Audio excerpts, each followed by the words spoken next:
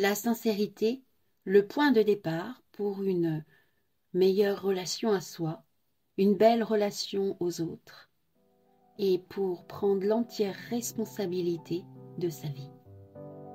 Bien le bonjour, belle étincelle. Bienvenue dans Miroir de Femmes, le podcast épanouissant pour les femmes, les mères en quête d'évolution et de spiritualité. Je m'appelle Bénédicte. Je suis guide pour des voyages d'exploration intérieure grâce au miroir magique que le monde qui nous entoure nous offre. Je m'adresse à toi, belle femme, en recherche d'équilibre entre ton rôle de femme et de mère, toi qui désires être à l'écoute de tes véritables besoins, avec cette volonté d'y répondre en toute légitimité et sans culpabilité. Toi qui ressens l'envie de répondre à l'appel de ton âme pour grandir en conscience et vivre ta spiritualité en toute liberté au quotidien. Je vais te conter ici des histoires de la magie, de l'âme qui agit, des récits de clés qui t'ouvriront de nouvelles portes pour élargir ta vision. Prête pour le grand voyage? Alors c'est parti, abonne-toi pour que chaque épisode arrive à toi. La sincérité est pour moi le point de départ, notamment le 12 février 2022. C'est à cette date, j'ai fait mon premier live sur Facebook avec une méditation guidée suivie de la lecture d'un texte de la mère Mira Alfassa, La sincérité. C'est le premier de 12 textes, de 12 qualités qui, selon la mère, il est bon de développer pour évoluer dans sa conscience personnelle. Si tu es intéressé, dans l'épisode 3, si ce n'est pas déjà fait, je t'invite à aller écouter le texte de l'aspiration. Un texte d'une grande richesse, tout comme celui de la sincérité que je vais partager avec toi tout à l'heure. Mais avant ça, je vais te parler de mon point de vue, de ma façon de voir les choses. Pour Mira Alfassa, la sincérité est la qualité la plus importante. C'est donc par celle-ci qu'elle a commencé à parler de ces 12 qualités. Pour moi, la sincérité, effectivement, est la base. La base d'une véritable exploration intérieure. La base d'une exploration spirituelle. Ce texte de la sincérité, je l'ai lu à plusieurs reprises. Et à chaque fois, j'y découvre de nouvelles compréhensions. Et grâce à ce texte, j'ai pu comprendre toute l'importance de l'intention avec laquelle nous interagissons avec les autres, notre façon de nous exprimer, de faire nos choix. Se regarder avec beaucoup de sincérité. Ce texte m'a aussi amené à avoir davantage d'observation, de compréhension, d'auto-observation en réalité, pour voir ce qui m'animait véritablement. Qu'est-ce qui se cachait derrière mes actions, mes intentions, toujours l'histoire de l'intention. Ce texte d'une grande richesse m'a de plus en plus amené à être authentique, d'abord vis-à-vis de moi-même et automatiquement vis-à-vis des autres. Avec sa lecture attentive, cela m'a conduit aussi à être de plus en plus à l'écoute de moi-même, à me prioriser, à me respecter. Cela m'a aussi conduit à prendre, à accepter la pleine responsabilité de ma communication vis-à-vis de moi-même, mon discours intérieur, mais aussi le discours, les paroles que je pouvais donner aux autres, mes demandes, mes réponses, la pleine responsabilité de ma vie. La sincérité m'a permis aussi de développer le courage de m'affirmer, le courage d'exprimer avec sincérité.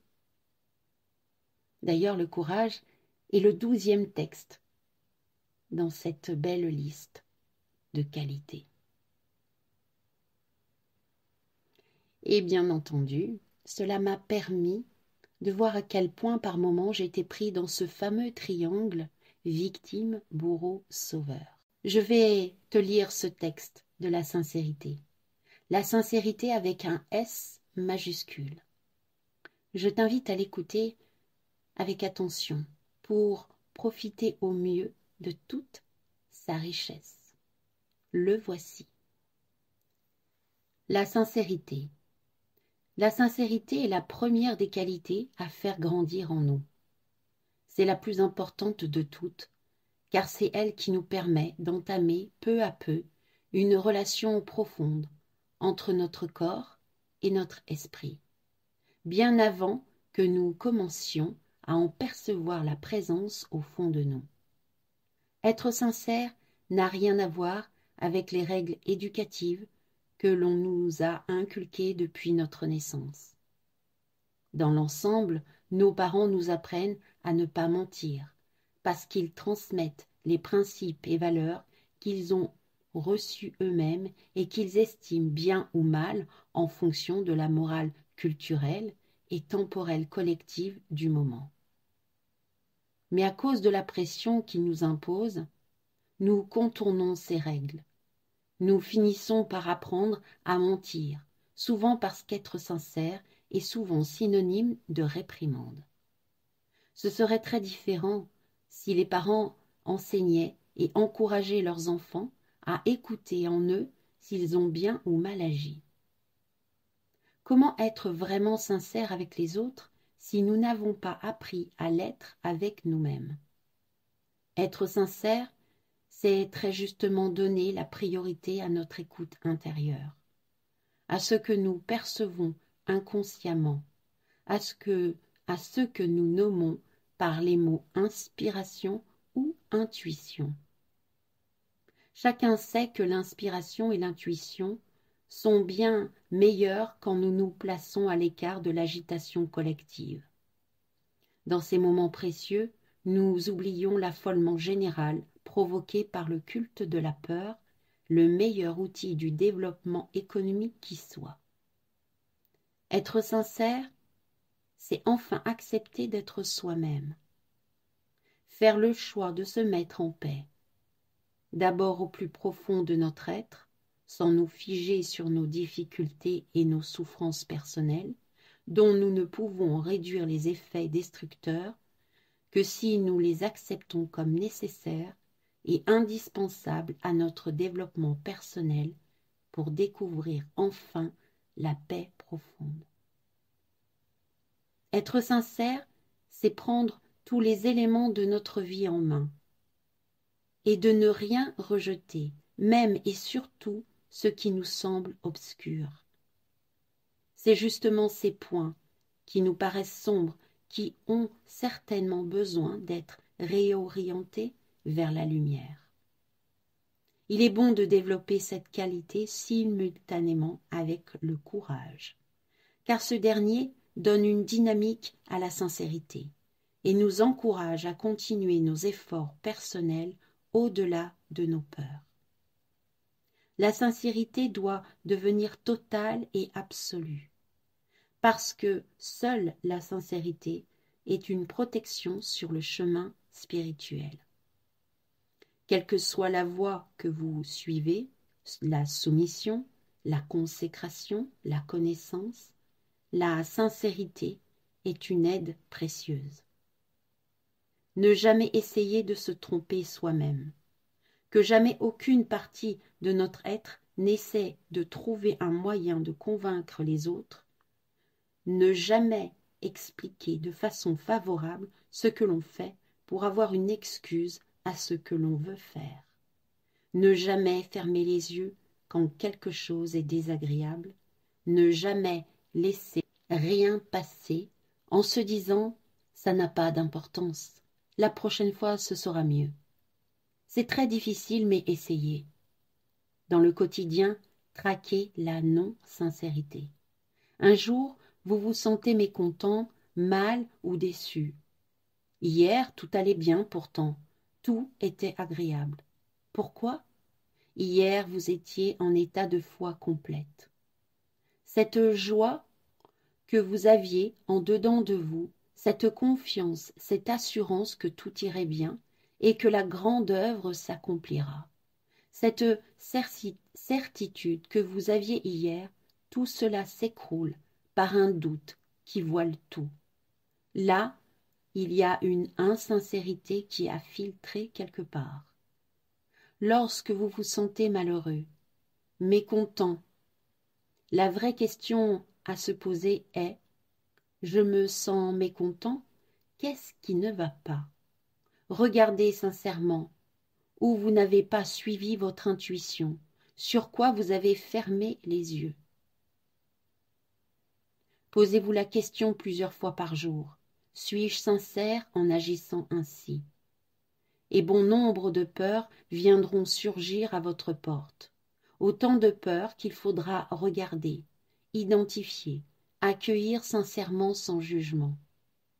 Au moins, vous serez déjà plus conscient de ce qui vous tiraille intérieurement, au lieu de rester dans un vague sentiment de « ça ne va pas ». Voire de fuir cela comme d'habitude, en vous coupant de tout sauf de ces messages essentiels. Quel beau texte, n'est-ce pas? Alors, au terme de cette lecture, j'ai envie de te poser quelques questions. Quelle est la chose qui t'a le plus marqué dans ce texte, à l'écoute de cette lecture? Qu'est-ce qui t'a interpellé? Qu'est-ce que ça a déclenché chez toi? Qu'as-tu ressenti? Ce texte t'a-t-il surpris ou a-t-il validé des observations que tu as pu déjà avoir? Prends le temps de laisser venir. Peut-être prendre des notes quand ça sera le moment. Peut-être le réécouter une deuxième fois, peut-être une troisième, et voir à chaque écoute ce qu'il se passe en toi. Je serai heureuse de pouvoir échanger avec toi. Et je t'invite, si cela éveille en toi un intérêt, de de m'envoyer un mail. Il sera dans le descriptif de cet épisode pour me demander les textes. Je pourrais te les envoyer par mail, le texte de la sincérité et de toutes les autres qualités, si tu as l'envie, l'élan d'en prendre connaissance.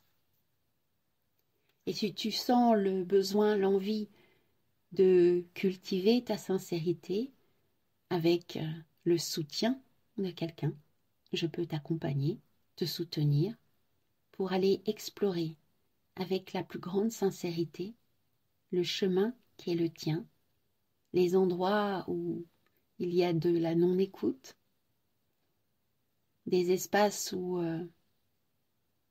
il semble encore obscur pour toi de savoir ce qu'il en est vraiment.